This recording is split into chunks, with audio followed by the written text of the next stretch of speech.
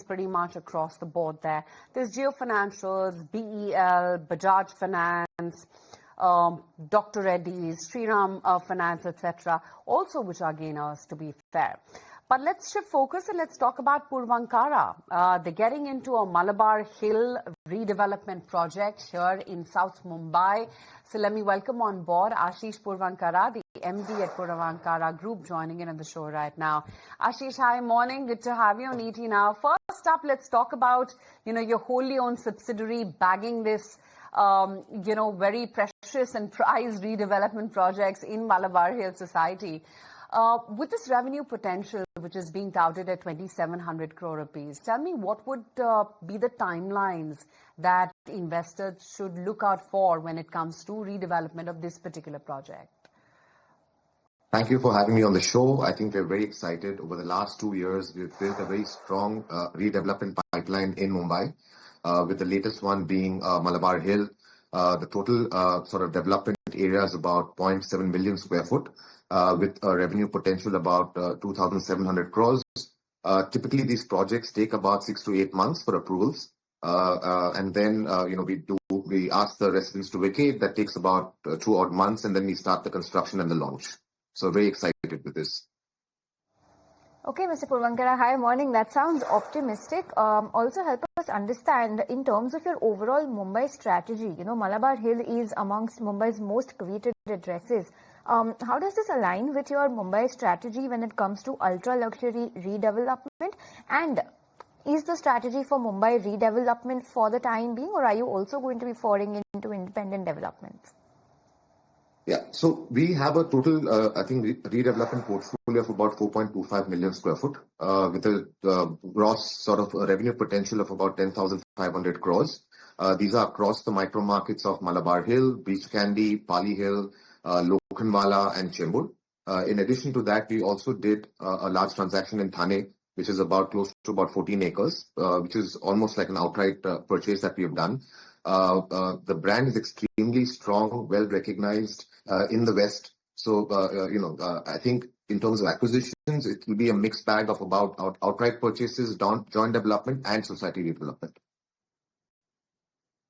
Right, but along with that, Mr. Puravankara, you recently bagged an LOI worth 83.5 crores for the civil works in Bengaluru. How does this strengthen your construction's pipeline? This is one, but what could be next in store?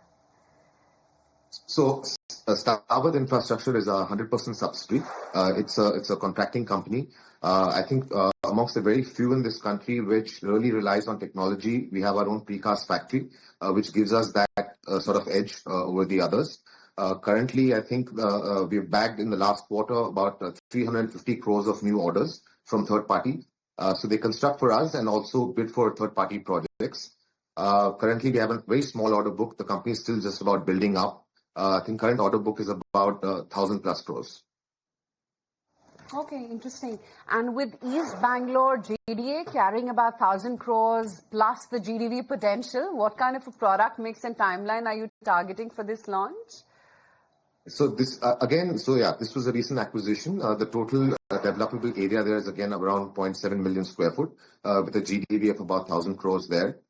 Along with that, we also acquired, this is in East Bangalore, very close to the IT hub.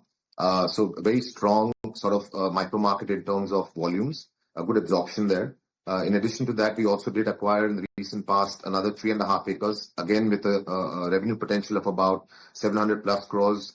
The one before that was 25 acres that we did a joint development on, which has a revenue potential of about 3,300 crores. So over the next 6 to 18 months, we have a planned launch of close to about 15 million square foot, with a GDV of about 18,000 crores. I want to get back to Mumbai because, like you were also alluding to, in July you were selected as the redeveloper for 8 societies in Chembur, right? And that was a GDV pegged at 2,100 odd crore rupees. Is redevelopment going to be the strategy specifically for the MMR market? And what kind of revenue, recognition timeline do you have for these 8 societies in Chembur specifically? So Chembur was again, I think the volume there is about 1.2 million square foot in terms of developable area. Again, like you mentioned, it's about 2,100 crores of top line. We've already started working on the designs and approval. I would assume anywhere between 6 to 8 months. Again, we should have our approvals in time. So before the end of the year, the financial year, we should be able to launch the project. Okay, so that's on your chamber project, but let's also talk about the GST angle to construction and to real estate. Help us understand how are the recent GST cuts on cement and a few other select building materials expected to impact your construction cost? Because while paints is where it used to be in the GST tax slab, cements, granite, all of that has been reduced. So how does that impact your financials and your construction cost? So I think the reduction in GDV was the GST was a very welcome move, very progressive move by the government. In terms of the construction cost, we should see anywhere between a 1.5 to 2% reduction in the construction cost, where we wish to sort of extend that benefit to the customers to make the homes more affordable. But definitely, it's a good move, positive move. But along with that, the Q1 of FY26, in terms of your numbers, saw sales growth and high realizations, but the revenues did fell almost 20%, and you reported a net loss as well. If you can help us understand what really drove this mismatch between the top line growth and the bottom line weakness. Basically, revenue recognition, we can only recognize revenue on apartments that we hand over to customers, right? So on the one hand, you're doing an aggressive business development, acquiring new projects, you're expanding the teams to be able to, cater and launch these projects. On the other hand, the revenue is only recognized on something that you've sold 4 years ago. So in terms of handover, we had only handed over about 500 odd apartments. So therefore, the revenue recognition only comes from that, while your expenses is of the entire organization that you've built up for these mega launches. But we're quite excited for the H2.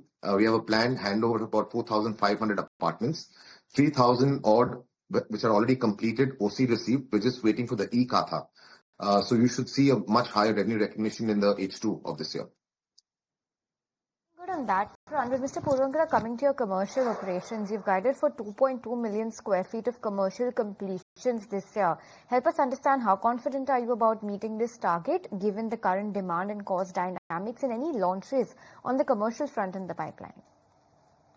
So yeah, currently we have 2 commercial projects, one on Kanapura Road right in the front, and then we have one on the new airport road.